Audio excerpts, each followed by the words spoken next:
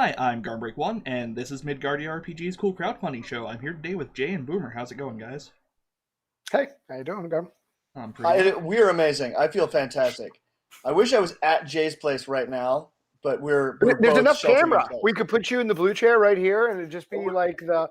We could even like share With a editing shirt if we magic, I wanted to would make love it look that. like we were two-headed Etten. It'd really add to the whole flair of the Kickstarter. I think really, Yeah. bad. But Yeah, I'm just saying we're both being very responsible right now and Yeah. sheltering in place. But we've been as soon as observing that's sheltering over, in place. Oh, two heads, one shirt. It's gonna happen. next time we're on. I'm kidding.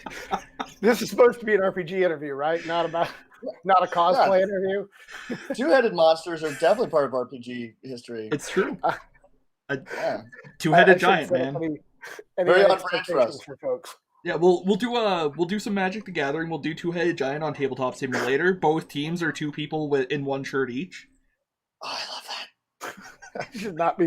I should not shelter in place this much for this long ever again, unless people's lives actually depend on it, which they do. So that's why we're doing it. Which they do. Yeah, Absolutely.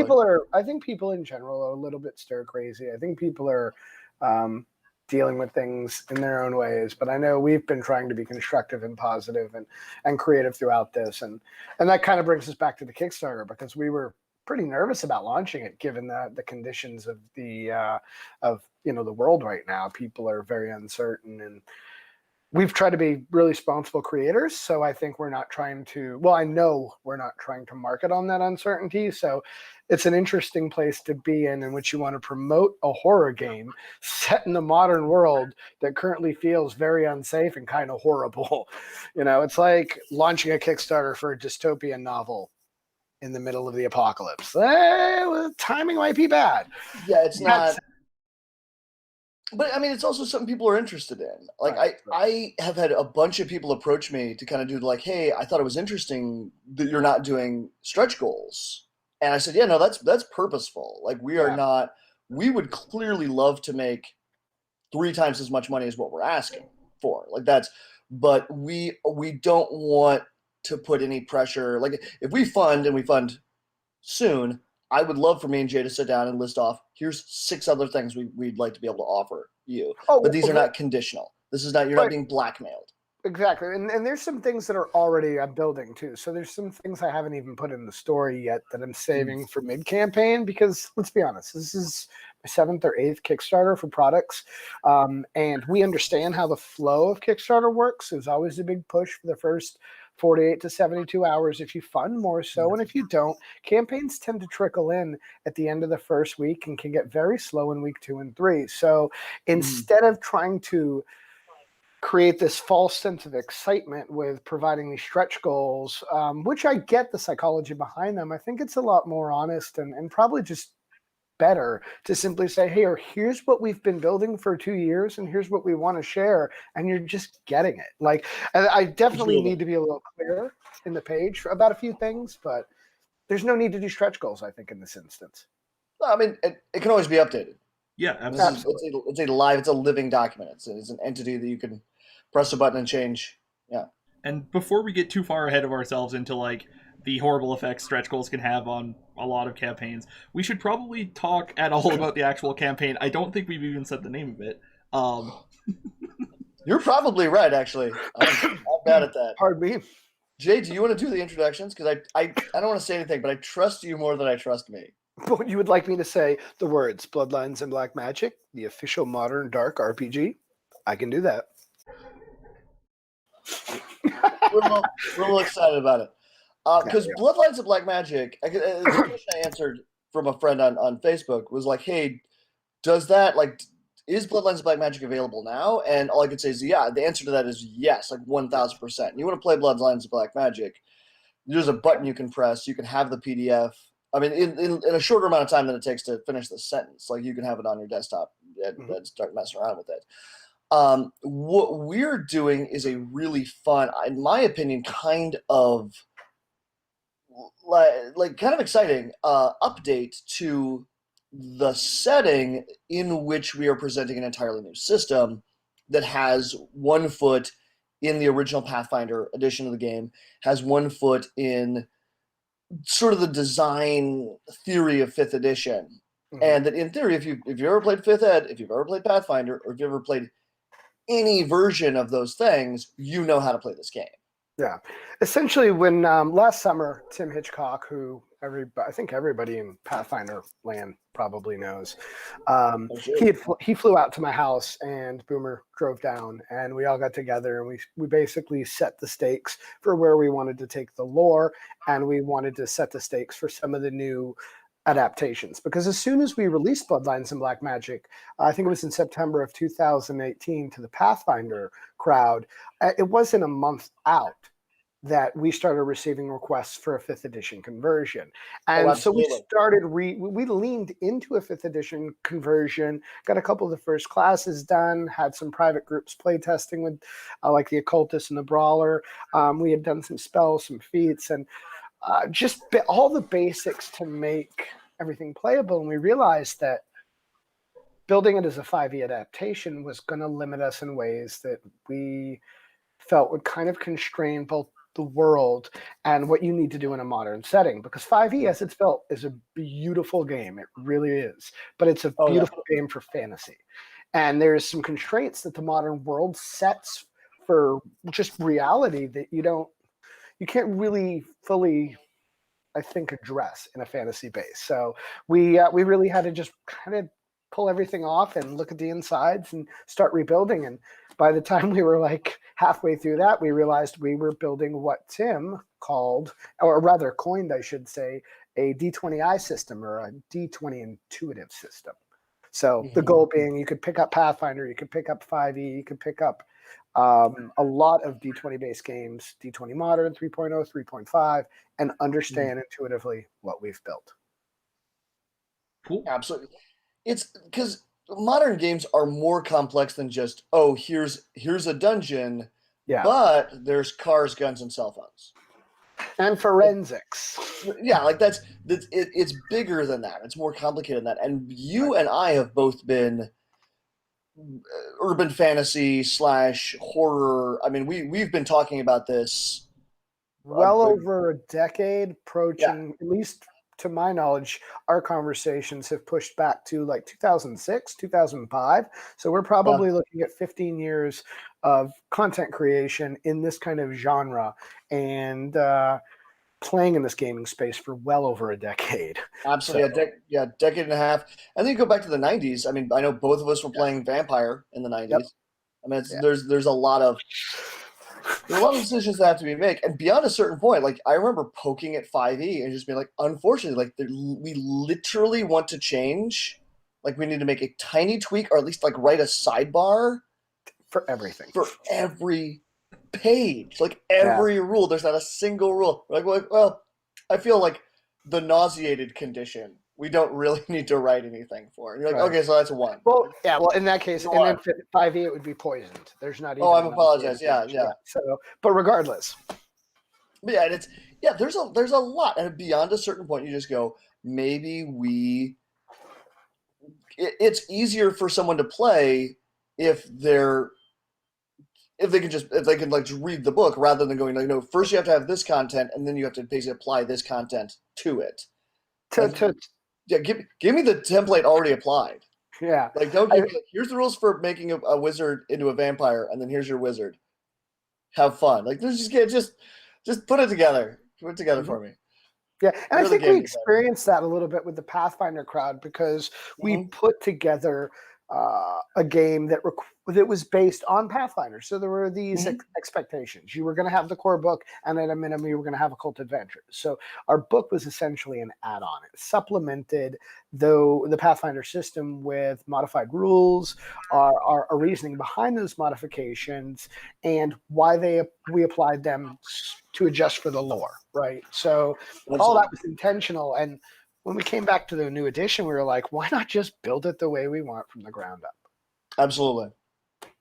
Because I am very proud of the original Pathfinder supplement, the Pathfinder engine, and that I continue to support that. Like, not only will it continue to be supported, not only has it been continue to be supported, like it is right now, like as living document again.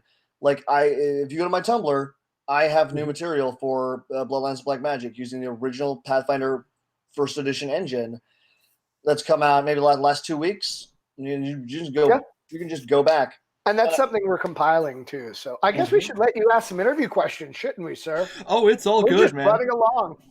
I just realized I had like a Twitch window still open and wanted to make sure that it didn't redirect to something. That's why I was looking over there. But no, this is great so far. Okay. All right. I don't know what your agenda is, and I don't want to run you out of time if you do want to cover specifics. Oh, I've got a ton of time. I've got like 2.5 hours. Okay, well, I don't, but we never get to hang out and talk either, Boomer. It's that's very true. Jay, how are you, man? I'm no longer in school. Yay. Although, ironically enough, I may be signing up for a web dev class at Harvard for free June 1st. So you just can't stop yourself. You just can't, Jay. I'm a giant nerd. I know. I love it's like the mob. You know, It's like every time you think you're out, they pull you back in. Except you're doing it to yourself, Jay. Yep. It's You're a learning addict. Yes. Of all the problems I could have, wanting to be smarter and use my higher mind. Who knew? Tragic. You're an addict, Jay. This is an intervention. Did I not tell you? Seems like someone's had a bit too much to think. I know. I'm trying to get all my words down to under 481. Otherwise, my double think will just go right over the whole meter is just going to be tweaked out somewhere. I don't know. You have to meet in dirty, smudgy rooms and trade books for favors or something. Hey, man, you going to burn this? No, man. I want to learn. I want to learn that. How to make your interviewer laugh. And maybe I'm just imagining you like standing outside of libraries, like with a coat on, like big Kevin Smith with his big like Kevin Smith style jacket. Yeah. Oh no. See, but you're not the dealer, Jay. That's the thing. You're the addict. It's you know like, oh, you got any more books? Like, hey, hey man, can I bum a pamphlet off you? You're like, dude, what are you talking about? No, go. Can I get some John Adams? Can I get some money? You're just gonna spend it on books? No. You're just gonna spend. No. Okay. We can compose ourselves and be adults now. I don't interview ever. I don't know if any of that will make it in, but I will do my best. Only one way to find out. I'm super excited. It's like a 2-minute interview when we're done because he's had to cut so much of that. We're just laughing. Boomer, we have a Kickstarter. Good night, everyone. It's literally just the introduction, and then like, yeah, Bloodlines Black Magic is an urban fantasy game. End interview. Should we just start over and make it a nice condensed series? 30 minutes? Lord, no. I vastly prefer when they're more like this. I do want to say something. I think that we have we're a little more prone to comedy because let's be factual, right? We are in an arguably stressful situation, and what is horror and what is comedy, right? Like to get serious for a moment, if we do look at Greek tragedy, if we do look at some of the bases for all the fiction that we consume, whether it's in role-playing games or in passive forms, like reading a great book or watching something on Netflix or whatever, it comes down to how we offset our understanding. And so while Bloodlines is not a humorous game, before we tend to dive into the darkness, I have noted that Boomer and I and a lot of people will tend to lead with levity, right? Because that's how we banish the scary things. We try to laugh them away. That's why I think some of those comedic movies in the 90s and 2000s that made fun of all the horror movies were so wildly popular. They dethroned these things that disempowered us. They took because that's what horror does. It makes us the victim, and we willingly engage in that. We willingly accept that we might be powerless to something far vaster, far darker, and far more capable of just utterly stepping on us, in the same way that we might an insect without even thinking about it, right? And that's your whole premise for Call of Cthulhu and for this, this horror, this cosmic level horror. And we have one foot in that, and then you go over to like Vampire on the other end of the spectrum, where you've got this. You become the monster, and there's almost the superhero approach to horror where you now have an opportunity to look in the mirror, test your mettle against yourself, your humanity, your willpower. What can you do to maintain yourself when you're when everything you've ever wanted is right there at your fingertips. And no one's stopping you. No one's stopping you. Right. So what is it you want, and is it really a good thing? Absolutely. And so we kind of deal with these things. And I guess it's easy for us to go the way of humor because it's how we deal with stress. It's a great way to build community, and it's a great way to see commonality between people as well. But we do go into some dark places. So at the Absolutely. same time. And I just think you need it. So well, I mean, we don't really talk about it in the game, ironically enough. We do talk about it in interviews.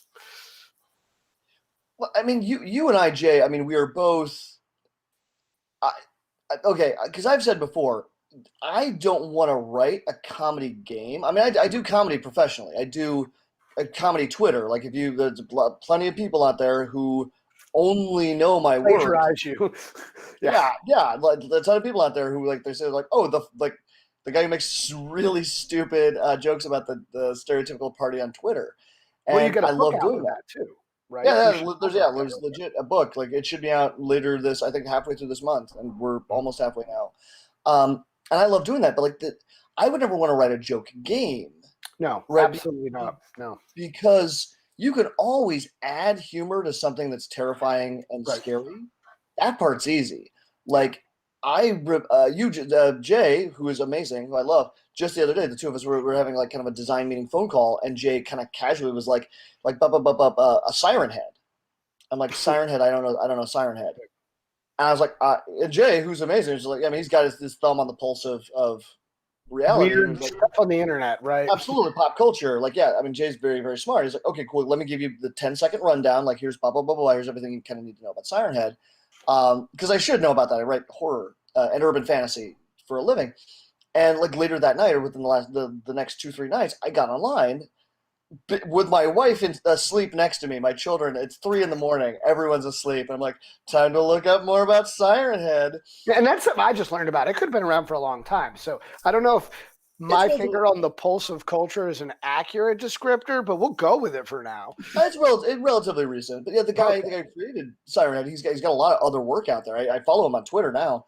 But he's a really cool designer and writer, and he's got some legitimately terrifying stuff out there. I'm just paging through it, enjoying, just following, just do that wiki walk where he also created Cartoon Cat. I'm like, who's Cartoon Cat? I click, oh, he also created the Smile Room. I'm like, what? See, and I don't know about the Smile Room. What's the Smile Room, right? But that's how the two of us work. I want to be scared. You start that at 3:30 in the morning, and by 4:30 in the morning, you're like, I really need to pee, but I can't. Don't need to pee. Kill me. I can see my bathroom. It's 5 feet away from me. I'm in my house, but I don't want to die, so I think I may just pee the bed tonight. That, you and I, that's how my brain works. But it's very easy. Making something like that, what he has created, the creator of Siren Head / Cartoon Cat and Smile Room, what he's made is beautiful. That's hard. That is a stack of intricate cards, one on top of another. It's very easy to walk by and knock all those over, right? To be like, and then Siren Head farts. That's easy. Making the jokes is fun, and I love doing it. But yeah, I would never want to put jokes into Bloodlines Black Magic, for example. Well, it's low hanging fruit, right? And I think it's, in terms of creativity, sometimes you need to go there if it's obvious. But for the most part, I think people respect your investment to doing something a little bit better. If you can, the low-hanging fruit at best should be a red herring. And if you even choose to include it, right? In most cases, a lot of the low-hanging fruit is really just toxic. It's poisonous fruit to start with. And if you just leave it alone, you're going to have a better game altogether. So there's a lot of assumptions we made in the 80s and 90s about what's acceptable behavior. And when you apply a very simple filter of consent on it, it completely changes how you engage with your players. But with consent as your forefront, especially when dealing with horror, once you've got that consent and your party is willing to immerse, you can tell yourselves scary stories in the dark that evoke a degree of of actual horror that's enjoyable.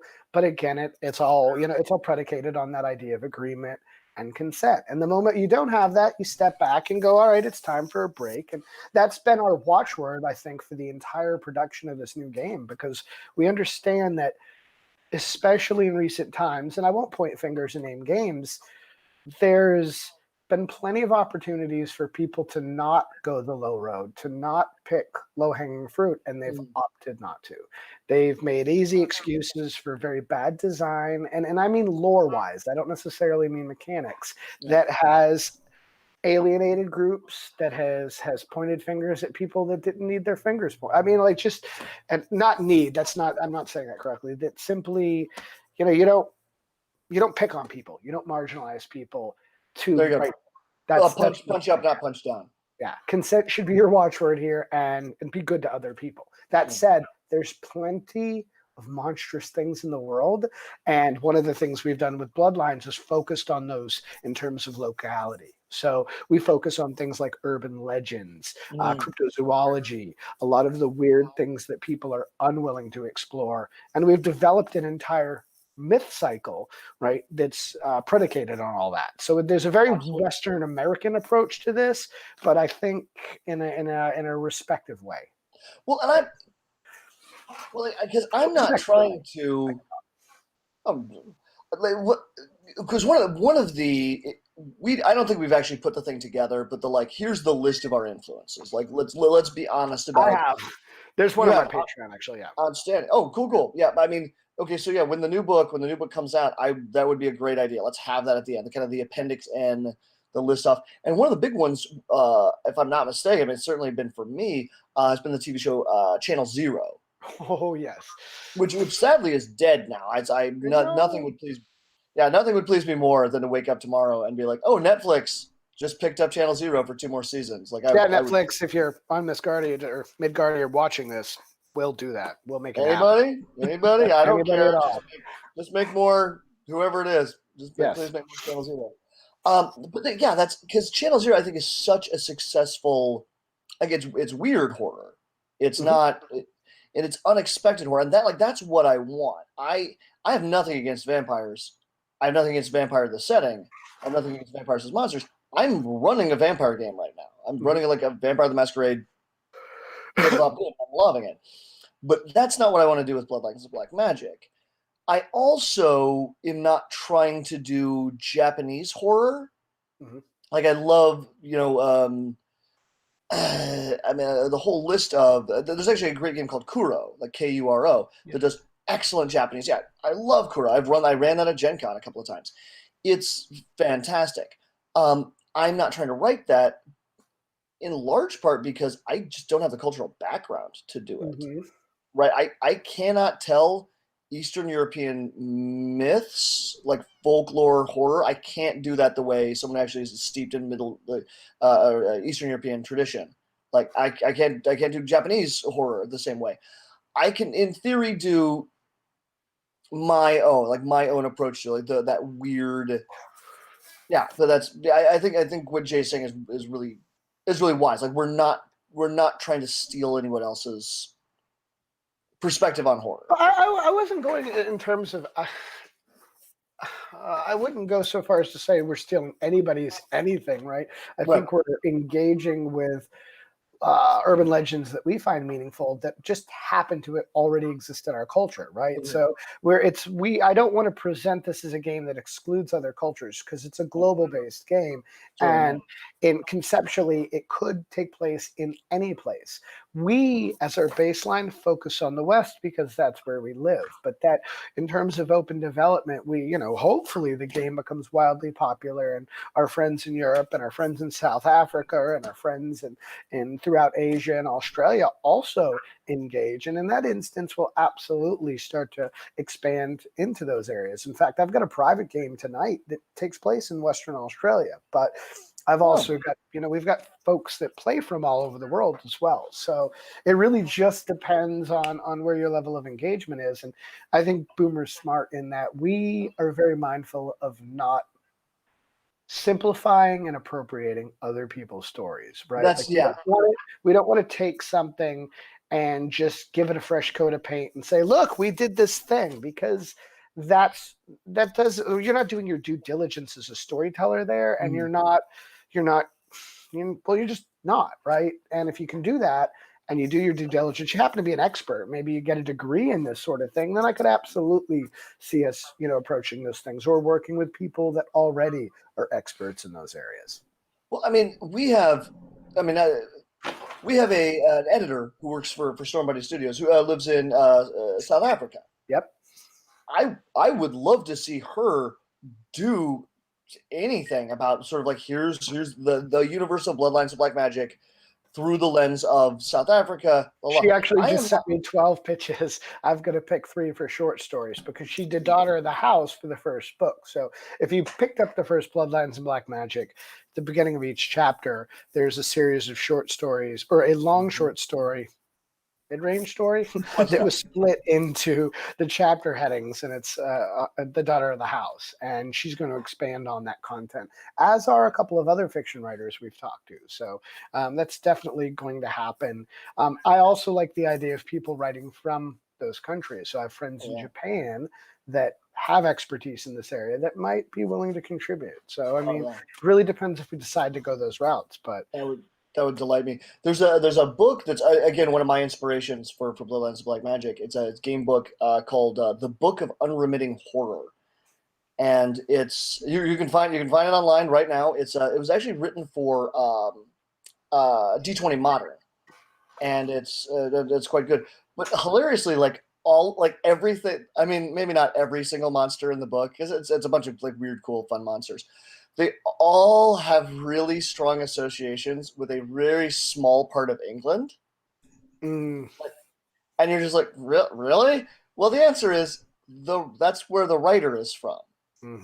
But that's what he knows. And I respect that decision. Like in the same way, I'm going to set a certain number of my monsters. I'm going to set them in the Midwestern United States. Why? I know the Midwestern United States. I know it's scary around here. Yeah. Yeah, I've run stuff that takes place in Canada because I live in rural Alberta. I know what goes on here. We have a game set in Canada too. Well, if you need some tips on what rural Albertans sound like, hit me up, or what's spooky out here. 3 of my gamers for our Saturday Twitch game. I'm sorry. So 3 of our gamers for our Monday game are Canadian. 2 are gamers on our Saturday game are Canadian. So it's Tim and Jessica are both up in Canada. So I would say Jess, yeah. Also, so we definitely have. If you need somebody who's really versed in Filipino mythology for that kind of stuff, I know a guy I can hook you up. Well, I have a bunch of friends from the Philippines, so awesome. Excellent. I'll definitely keep that. Yeah, I'll keep it in mind, though. I appreciate the offer. You're darn skippy. That's awesome. Yeah, I did an interview with one of the folks from the Islands of Sina Una tabletop Kickstarter a while back. They did a ton of research into Filipino mythology because that's where a lot of them are from or descended from, I guess would be the way to put it. Absolutely. So yeah, some cool stuff. That's cool. I think that's kind of one of the coolest things about living in 2020 is the fact that now we've had well over a decade and really honestly close to 20 years, 15 years of just easily accessible digital publishing for a lot of people. And you're seeing people as soon as they hit college and sometimes as early as high school and middle school now that are using the internet to learn more about their cultures and learn more about themselves and apply all of that back into what their gaming space. So you're seeing this flood of content from newer generations that is, I think, and I hope, enriching our space. I know there's certainly an almost Grognardian approach to some of it from the certain generations, but that's fine too. I mean, we all have our hills we're going to die on and our sacred cows, and sometimes letting them go is hard. But I think seeing that degree of access and more books from different cultures is just makes the space better. Absolutely. I couldn't agree more.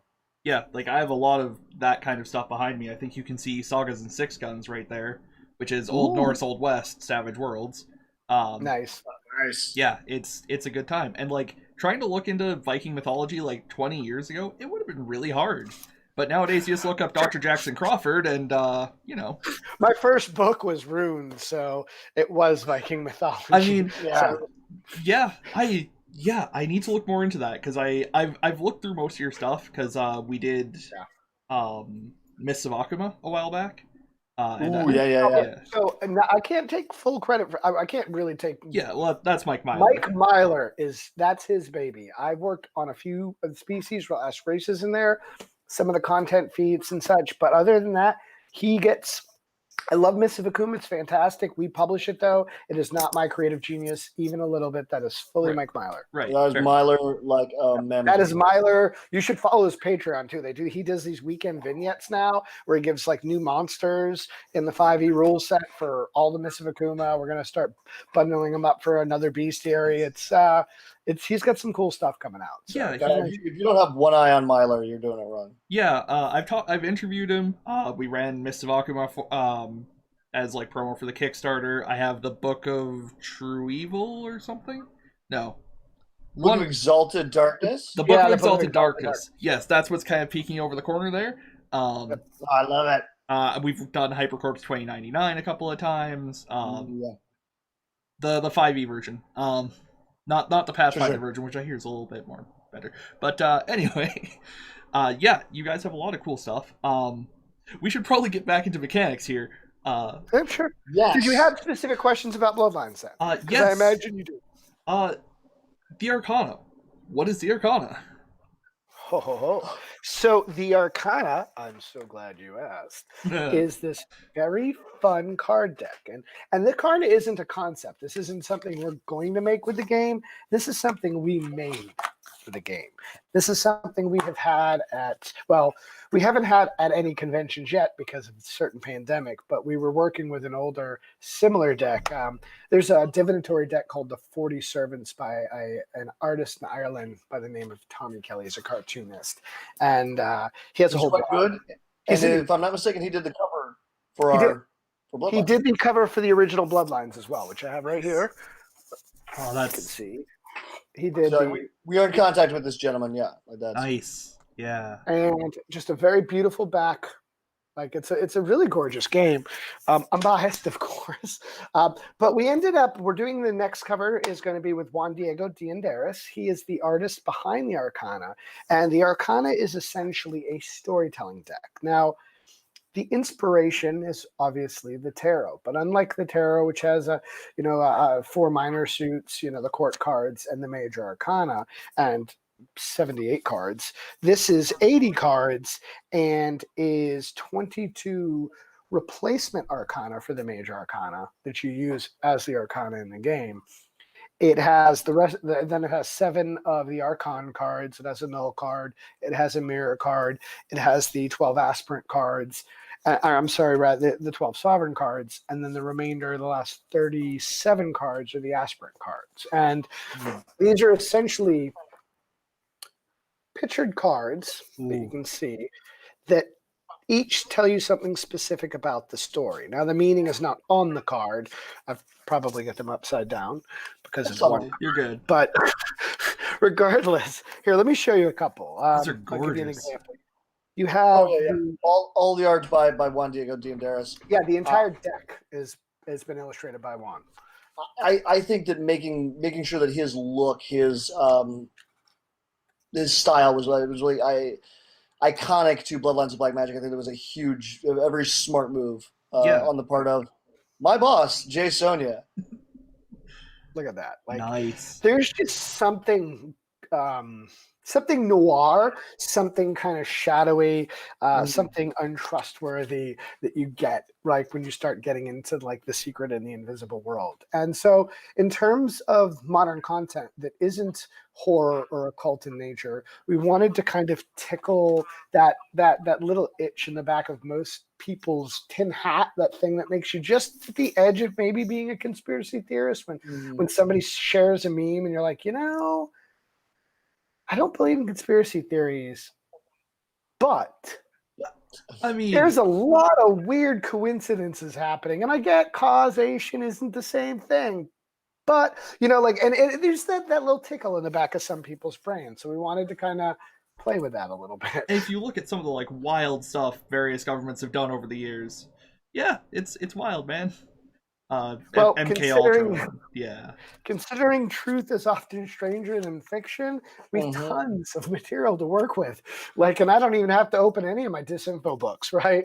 Like, this is a favorite card. I'll talk about this very briefly. There's a number of cards in the Arcana, specifically in the first 22, the major Arcana, where we have taken some of the older cards. Sorry about the reflection. It's all good. Like, this is originally the High Priest. It has been replaced with a card known as the Politician. Because the politician in today's age holds the same power that many priests once did. We've made some other changes. The death card, for instance, in a traditional tarot deck is a skeleton essentially dancing around a bed of graves and roses with a scythe. Ours is a rose-bannered, modern soldier with the very classic death mask that you see from some diehard operator type. So it's not saying that's based on anybody in particular, but it's the person who brings your end. And so it's not always a skeleton of the scythe, and we wanted to modernize that. There's another card that I know, Boomer, your wife likes. I'm trying to find it real quick. So you know which one I'm probably going for. I think so. Yeah, I'm particularly proud of this because the Arcana's given us a chance to change some of the representation. If you look at when the original tarot came out, somewhere around the 13th century, right? Somewhere in that time frame. In Italy, it might have been even like 1187 or something like that. I don't know. But as it's evolved throughout, the West, it's had a very patriarchal influence is probably the safest way to approach it. And we wanted to kind of offset some of those assumptions in Bloodlines. And so there's this card in the tarot called the Strength. And in the Strength card, there's a gentleman holding a lion. It's a very masculine, very dominant, very masculine card. It's Hercules. I mean, essentially, yes. That's kind of how you're supposed to read it. You go right. there. That is the symbol of strength. It's yeah. We kind of changed it up. So I imagine we'll probably upset some people with this particular card, but you know what? Fuck them. Yeah, no, I dig. We wanted to change some assumptions in how we approach strength. And so in this image, there is, we don't really describe whom, right? It's obvious it's a non-white woman who is having babies. Like, let's talk about the strength required to just bear children and then raise them. Like, I'm talking to a friend of mine just earlier today who's got 3 kids. I'm like, I would have went crazy already, right, Boomer? So the strength that it takes just to do that, and then of course, bring those children into this world. For me, that I have an immense amount of respect for that. Not this mindless, like I'm just going to go along with the tide because that's what you're supposed to do. But I've got 3 sisters. I've seen them go through some crap, and the strength that they manage to muster in the face of tragedy, it amazes me. And so I want to celebrate that as well. Absolutely.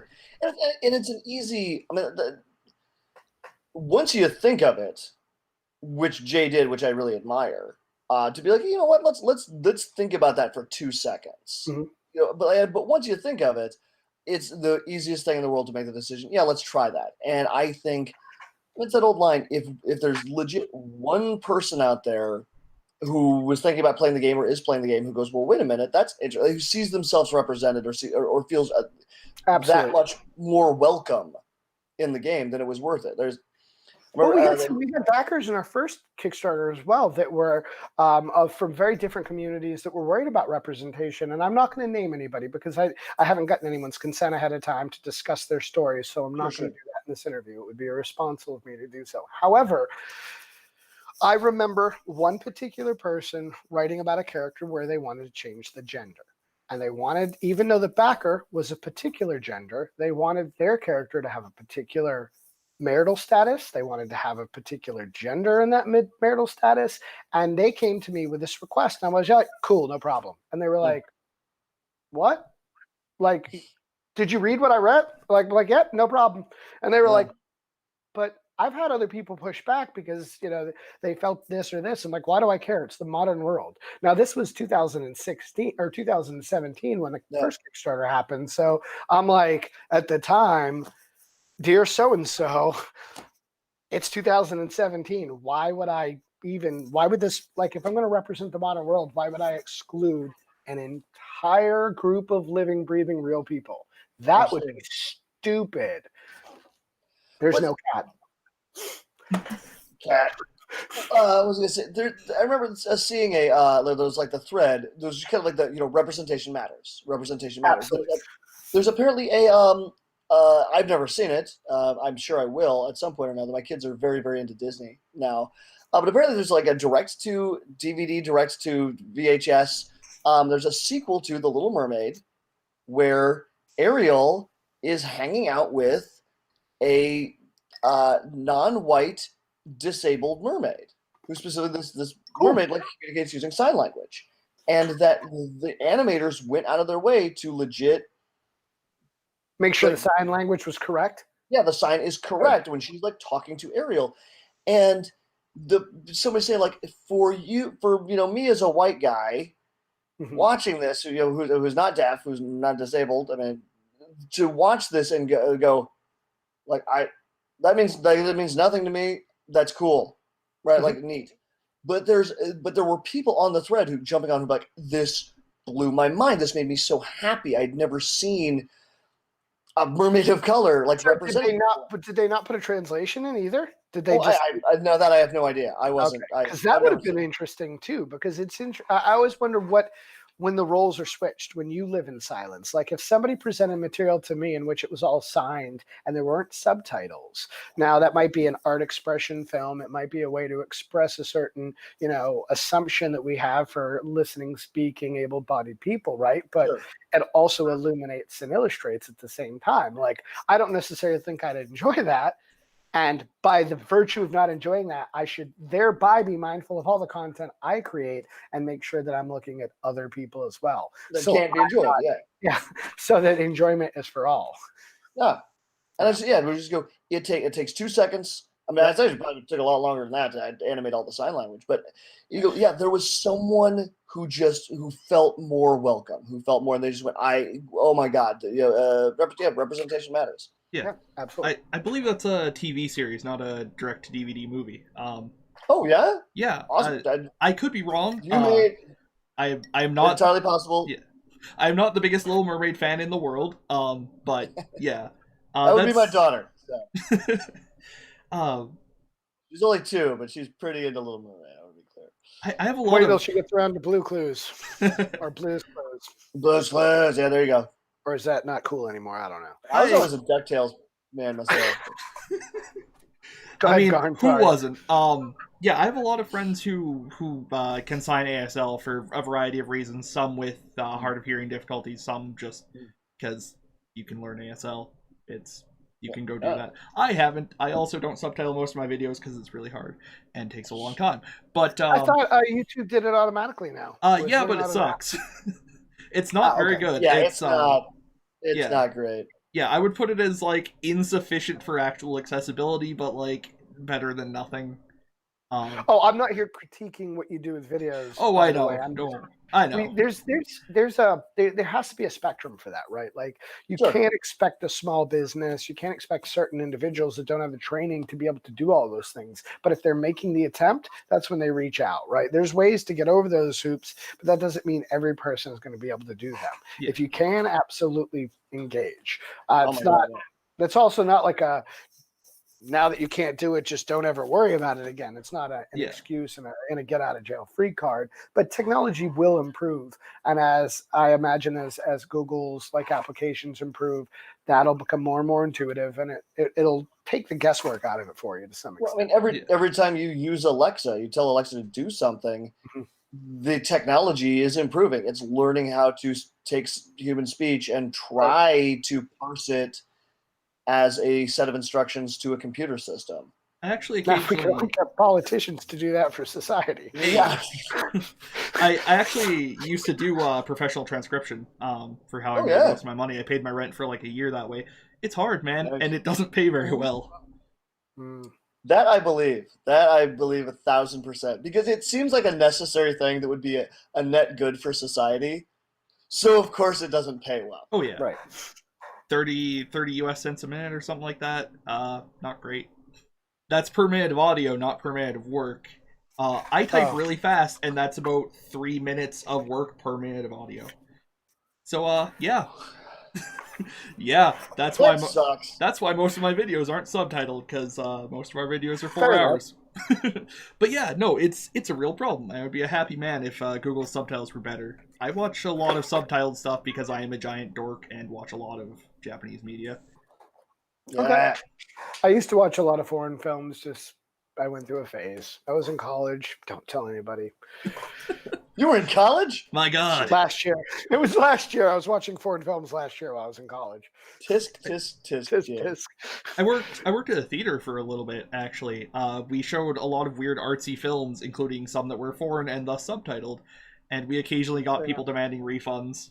Because look at Boomer, he's like, I worked in a theater. I worked in a movie theater 10 years, baby. Summer Nice. 99 to summer 200009. I would have gone crazy if I was there times. that long. I have some stories, but He did. That's why we can write great stories together. fair enough. Yeah. It was one of the oldest buildings in the city. It was rumored to be haunted. There's like an abandoned hotel portion above the main theater and stuff like that. So what's your opinion? What's your opinion? Was it haunted? Oh no, there were homeless people living in the attic. They broke in and were living in the abandoned hotel section, and people It's thought not haunted, it's squatters. yeah, no, that's basically what happened. It's just like people don't believe us. We're like, no, homeless people broke in there. Like it's not ghosts. It's just What if it was ghost squatters though? ghost squatters. I mean, no los dos. I've been up there. I've been to the freaky attic. It's covered in insulating salt on the floor, so they don't have to pay to heat it. You have to walk on the old doors that they ripped out of the frames. There's like scorch marks on the walls. Somebody screwed a bucket to the ceiling. I believe it's haunted, but like in that case, it was squatters. Yeah. In that instance, this specific time, It's kind of funny. It's one of the things that we do with Bloodlines as part of the lore, and I know we don't have too much time left here. So, is we look at forgotten places. So one of the things that we do when we look at like say haunts and the ways that we form connections with the aberrant heavens and the different planes and the places that connect to beyond what you can see in the mundane. A lot of that happens when people wander away. When you leave a place unsettled to the wild and it's just natural, the Fae might establish a connection and might take that space over and claim it as their own. You have a graveyard that hasn't seen a soul, like a living soul in 100 years. It very well could be haunted because the living have forgotten it. And then when the first living person shows up, the dead are like, oh, let's have some fun, or whatever they do as they try to interact. I mean, there is more mythology in this version. We've absolutely refined a lot of the lore to give people some core assumptions with which to tell their stories, but in a way that I feel, and I think Boomer would agree, is more a skeleton, pun intended, I suppose, and that we wrote from a frame in which GMs can then fill that out. So we give you the story, and this I want to kind of hand back over to you because you did that as way of an example with an adventure we're going to be offering essentially next week to the Kickstarter packers, and that is the Iron Mansion. You want to talk about that real quick while we close it in? Absolutely. And the one thing I was going to say is the one thing I'm really proud of. You mentioned the Aberrant Heavens. Yeah. And I'm really proud of having included those in the game. That was a weird brainstorm of mine. That that's its own podcast to kind of talk about that. But it was very cool to have a boss, a publisher who goes, yeah, that's really weird. Tell me more. Tell me. That's kind of like my food, though. I'm like, oh, you got more weird shit? Let's do this. Yeah, absolutely. Write it up. We'll put it in the book.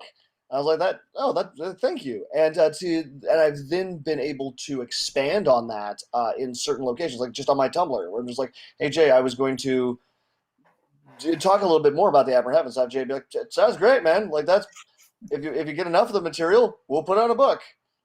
And you go like, oh man, like thank you, that means a lot to me. I really like that. I like what lives in your crazy brain. So yeah, the best positive way. So if we can get more of that out in the world for other people to consume, I call that a win-win. Digging it. And then I apologize. I just got a text here. So I'm going to need to bounce out here, not too long, because the wife needs some assistance. But to answer the question, Iron Mansion, I'm super, super, super excited about it. was a really short brainstorm where this happened around the time of quarantine, when quarantine first came Beginning out. of it, like about what, mid-March, I think, when we started talking about it. That sounds about right. Yeah, so yeah, I mean about a month ago, and the quarantine had just begun. I had not a month ago, a month and a half. Yeah. 6 weeks, about a month and a half, and it was this. Because I am a bartender by trade, and we St. Patrick's Day, I was not able to go to work, and kind of was sitting at home thinking. And one of the thoughts I had was, we ought to do an adventure during quarantine, which we just put online for free. Mm-hmm. We just give it away. And we will be too. This one's going out to backers first. It's going out to the rest of the world for free after that. Absolutely. Well, and that was the thought. You go, yeah, the people who are backers who've been part of this, like, yeah, let's give them a taste, give them something kind of fun. And but at the end of the day, we'll give it to everybody. And it was a really neat experience to kind of go like, well, here's kind of my sketch. Here's what I would want to do with a free adventure. And like, here you go. And to just watch Jay and other members of our base camp just going to go, oh, well, I could add this. Oh, I could add this. Yep. And then, yeah, a month and a half later, just be able to go like, here's your fully polished adventure that kind of details some lore in the setting. It talks about weird the stuff. Iron Brotherhood specifically. The Iron Brotherhood specifically. Absolutely, the Iron Brotherhood, which, to my knowledge, yeah, they're not good guys. No, they're Iron Brotherhood, no good guys. But they're not something we've detailed a ton before.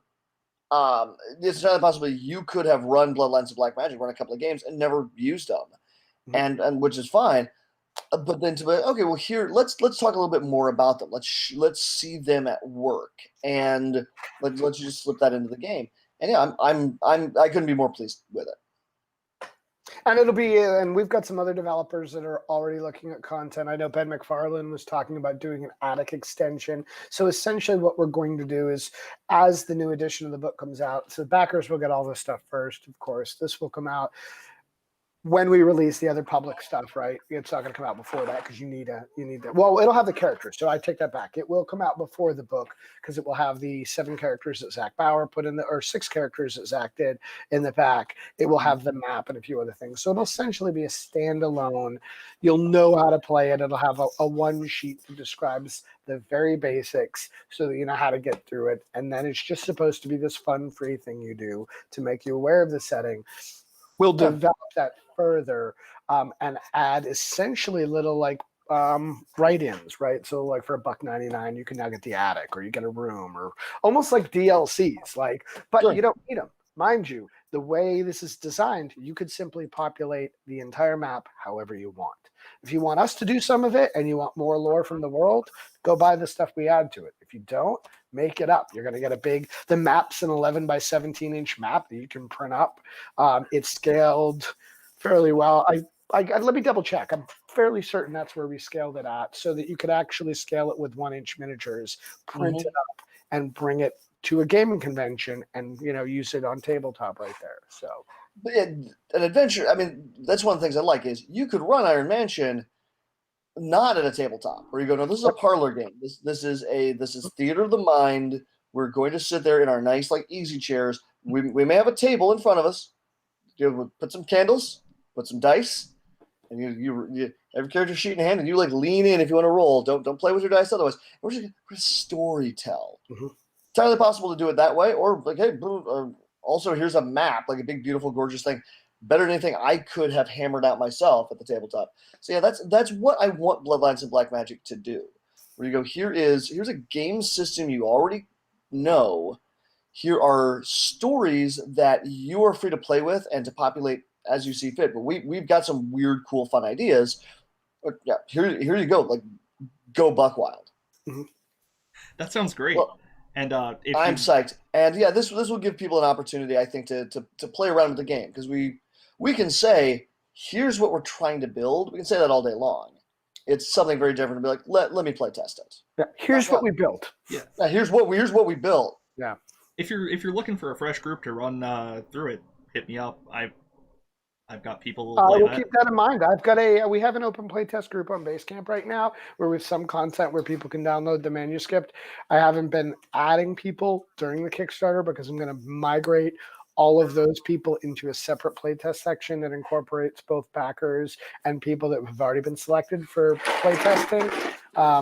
But absolutely, we would like as many groups as possible to be playing Bloodlines. Go over in the corner, bud. Oh, this stupid. Sorry, son. Get down. Yeah, we will. Yeah, and again, what I love about working with Stormbody Studios is I just had another weird 3 a.m. Brain fart, and just hopped online. I was like, hey, here's an idea for a completely different adventure of a very different approach in which, honestly, you could play members of the Iron Brotherhood. Like if you really wanted to, I could write that up as a sidebar. Like it's such a distinct like departure from what Iron Mansions is. And for people again on the Basecamp, they're like, oh, cool. Let me add my thoughts to that. And it's just a neat experience. It's wonderful working with the people I work with. And with that, I am gonna get out of here because I think there's a rototiller that needs my attention. Okay, right. Hey, Boomer, thank you for jumping in on this interview with me. You definitely took some of the pressure off, so I didn't have to be all fancy for an hour by myself. I feel you. Yeah, thank you. This has been a wonderful time. I just have one last question before we end this. Jay, what's the name of your cat? Oh, my cat is Mr. Kitten Pants. Mr. Kitten Pants plays catch with D20s. He is a gamer cat through and through. If you watch any of the Twitch stuff we do on Saturday nights for our Bloodline stream, you'll often see him wandering in the background, just being a cat, and making me play dice with him on the side, because if there's an interview, he has to be in it. Like, the dude's ridiculous. That's beautiful. Well, thank you both for coming on. Hey, thank you for having us, Garm. It's been really nice. Pleasure. Yeah, sincerely. If you want to keep asking Jay great questions, do so. Yeah, I actually do need to go as well. So if you're cool ending the interview here, then I can hang out for a few seconds after the fact, but I really do have to start getting on with it. For sure. Hey, a pleasure, my friend. Yeah. Hey, thanks a lot, Boomer. I'll talk to you later, bud. See ya. Au revoir. Yep. And yeah, thanks for coming on. And for everybody watching, go back Bloodlines Black Magic on Kickstarter. There's a link below. We're making a really cool game, everyone. You don't have to pray, though. It's super cool. And if you like what I do, there's also a Patreon link below, but that's the less important one here. And Jay, thanks for coming on, and Boomer, who's no longer here, obviously, as well. If you ever want to talk again, please let me know. I will jump at the chance. Absolutely. Cool. Well, thank you for having us. Have a good one.